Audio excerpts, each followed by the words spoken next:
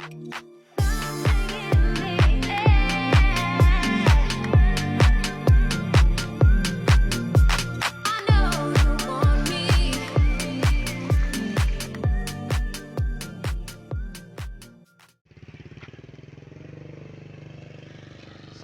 warahmatullahi wabarakatuh.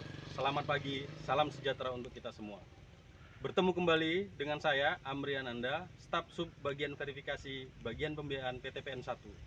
Dalam kesempatan ini, saya akan memaparkan sedikit tentang manajemen bisnis.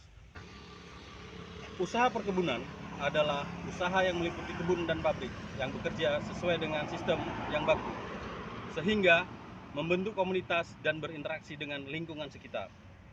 PTPN 3 Persero merupakan badan usaha milik negara BUMN holding perkebunan yang bergerak di bidang pengelolaan, pengolahan, dan pemasaran hasil komoditi perkebunan. Komoditi perkebunan yang diusahakan adalah kelapa sawit, karet, tebu, teh, kopi, kakao, tembakau, aneka kayuan, buah-buahan, dan aneka tanaman lainnya. PTPN 1 merupakan anak perusahaan dari PTPN 3 Group yang mengelola dua komoditi, yaitu kelapa sawit dan karet. Seperti yang kita saksikan bersama, areal bibitan kebun baru ini merupakan areal pembibitan di salah satu kebun PTPN 1. Ada tiga fungsi perkebunan secara umum. Yang pertama adalah ekonomi, yaitu peningkatan kemakmuran dan kesejahteraan rakyat, serta penguatan struktur ekonomi wilayah dan nasional dalam kesejahteraan masyarakat. Kedua adalah ekologi, yaitu peningkatan konservasi tanah dan air, penyerapan karbon, penyedia oksigen, dan penyangga kawasan lindung dalam kelestarian lingkungan. Dan yang ketiga adalah sosial budaya, yaitu sebagai perekat dan pemersatu bangsa dalam pengembangan wilayah. Di Indonesia, pelaku usaha perkebunan didominasi oleh 72% perkebunan rakyat, 22% perkebunan besar swasta, dan 6% perkebunan besar negara. Karakteristik proses bisnis dalam industri perkebunan adalah keunikan, baik itu dalam aspek sosial, budaya, dan politik. Ketidakpastian produksi, faktor genetis, dan campur tangan pemerintah, serta keunikan dalam struktur persaingan dan rantai pelaku usaha. Pokok permasalahan dalam industri perkebunan adalah produktivitas dan kualitas produk pada ompam masih rendah.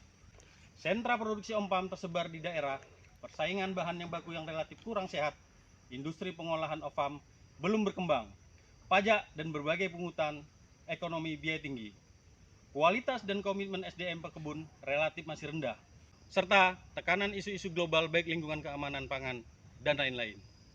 Untuk meminimalisir dampak permasalahan tersebut, maka diperlukan sistem perencanaan dan pengendalian manajemen yang baik. Sistem ini harus terintegrasi antara perencanaan, proses, strategi, penganggaran, pencatatan, dan pertanggungjawaban dalam menjalankan organisasi, agar perusahaan dapat mencapai tujuan secara efektif dan efisien. Perencanaan sangat penting dalam suatu organisasi, karena dengan perencanaan yang baik, maka dapat menentukan arah serta meminimalisir dampak ketidakpastian yang mungkin akan terjadi. Dengan membuat perencanaan yang baik, dapat membantu para manajer untuk berorientasi ke masa depan, mampu melihat masalah-masalah dan peluang yang akan timbul, dan yang akan dihadapi di masa yang akan datang, sehingga keputusan yang akan diambil sejalan untuk mencapai tujuan. Perencanaan harus dibuat dengan banyak pertimbangan, agar dapat dijalankan dengan baik. Beberapa hal yang menjadi sumber perencanaan baik antara lain, kebijakan dari pimpinan puncak, dari hasil pengawasan, adanya kebutuhan di masa depan, inovasi-inovasi baru, maupun inisiatif dari dalam maupun dari luar organisasi. Pada kondisi ini, pengambilan keputusan umumnya diambil dari tiga perspektif.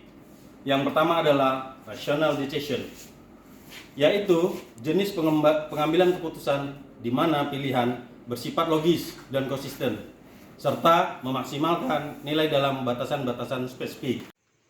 Yang kedua adalah bounded rationality, yaitu pengambilan keputusan yang rasional dengan model yang disederhanakan, dengan mengeluarkan hal-hal esensi dari masalah tanpa menangkap semua kompleksitasnya. Hal ini dikarenakan kemampuan individu yang terbatas dalam memformulasikan dan memecahkan masalah-masalah yang kompleks dengan rasionalitas penuh. Pengambilan keputusan lebih tepat dianggap memuaskan, bukan memaksimalkan. Dan yang ketiga adalah intuitive decision making, yaitu pembuatan keputusan berdasarkan pengalaman, perasaan, dan akumulasi pertimbangan. Demikian beberapa hal yang dapat saya paparkan tentang manajemen bisnis. Semoga apa yang kita laksanakan dan kerjakan setiap hari dalam operasional pekerjaan menjadi amal ibadah kita semua dan tetap dalam lindungan Allah Subhanahu wa Ta'ala. Assalamualaikum warahmatullahi wabarakatuh.